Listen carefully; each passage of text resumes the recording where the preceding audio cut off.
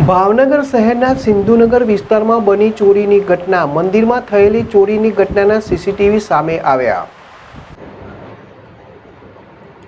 ભાવનગર શહેરના સિંધુનગર વિસ્તારમાં બની ચોરીની ઘટના. 2 દિવસ પૂર્વે સિંધુનગર વિસ્તારમાં આવેલા મોક્ષ મંદિર નજીક મેલડી માતાના મંદિરની દાનપેટી તસ્કરો ઉઠાવી ગયા. વાત કરીએ તો બાઇક પર આવેલો અજાણ્યો શખ્સ કે જે માતાજીના દર્શન કરી દાનપેટી ચોરી કરી નાસી છૂટ્યો હોવાનું સામે આવ્યું છે. આશરે 3 મહિના પહેલા પણ આ જ મંદિરથી ચલણી નોટનો હાર ચોરી થયાની ઘટના બની હતી. ત્યારે ફરીથી તસ્કરે મેલડી માતાના મંદિરને નિશાન બનાવ્યું અને દાનપેટી ઉઠાવી નાસી ગયો.